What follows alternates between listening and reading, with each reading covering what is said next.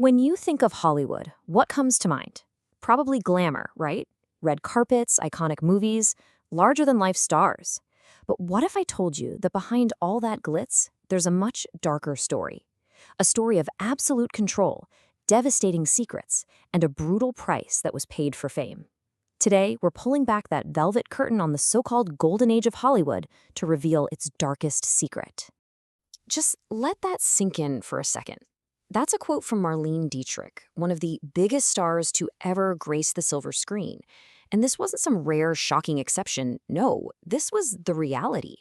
It was a dark, open secret that points to a system where stars were treated less like artists and a whole lot more like property. So, how on earth could this happen? To really get it, we need to understand the system that ran the entire industry back then. It was a system that promised you the world, but in return, it demanded every last bit of control over your life. Welcome to Hollywood's Gilded Cage. At the very heart of this was something called the star system. And really, you can think of it like an assembly line for fame. Studios didn't just discover stars, they built them. They would handpick an actor, give them a brand new name, a completely fabricated backstory, and then they'd meticulously craft every single thing about their public image.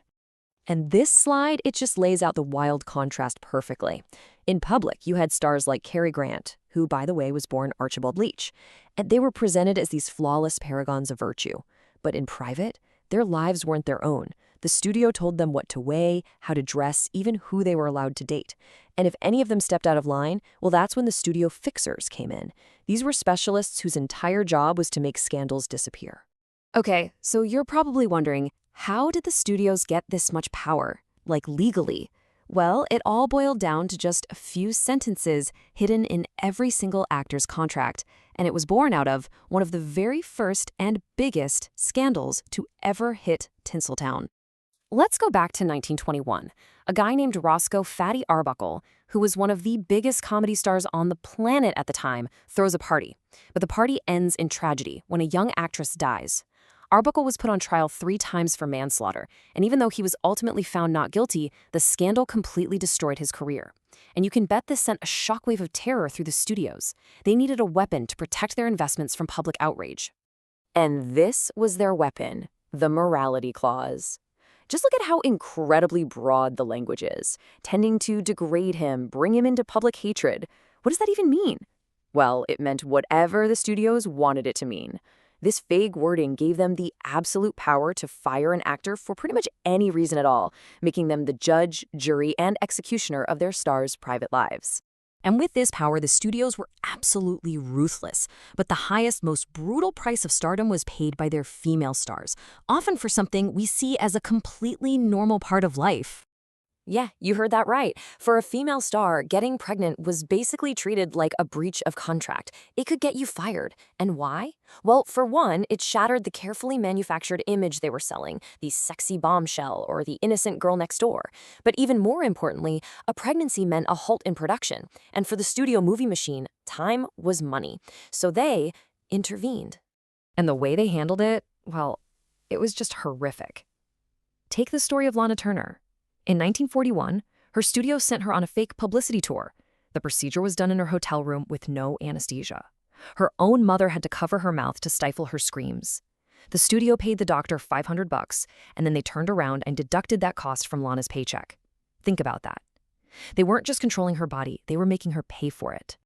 And believe me, this was not a one-off thing. The legendary Judy Garland, America's sweetheart from The Wizard of Oz, was forced by her studio, MGM, to have 2 secret abortions. It was a pattern, a system of coercion that was inflicted on some of the biggest names in the business. And really, this quote from the incredible Ava Gardner just sums up the impossible situation these women were in. She said flat out, if she had a baby, MGM would cut off her salary. Her husband at the time, Frank Sinatra, was broke, so she felt she had no choice. It was just a business decision, and her body was just another clause in the contract. But you know, sometimes secrets don't stay buried. Sometimes they fester and curdle into mysteries that we still can't solve. And all of these dark threads, the control, the secrets, the powerful men, they all come together in the tragic disappearance of a young actress named Jean Spangler. Meet Jean Spangler. She was 26 years old, a single mom just trying to make it in Hollywood with small parts in movies. But on a fall night in 1949, she walked out of her house and was never, ever seen again. So here are the basic facts of the case. First, she leaves home. She tells her family she's got a meeting and then a night shoot for a movie. 2 days go by. Nothing. Then her purse is found in a park. The strap is torn like it was ripped off her arm, and inside, police find a strange, unfinished note that would become the central clue to this whole mystery. This is what it said. Can't wait any longer. Going to see Dr. Scott. It will work best this way while mother is away. And that's it. It just ends with a comma. So, who is Kirk? And who is this Dr. Scott?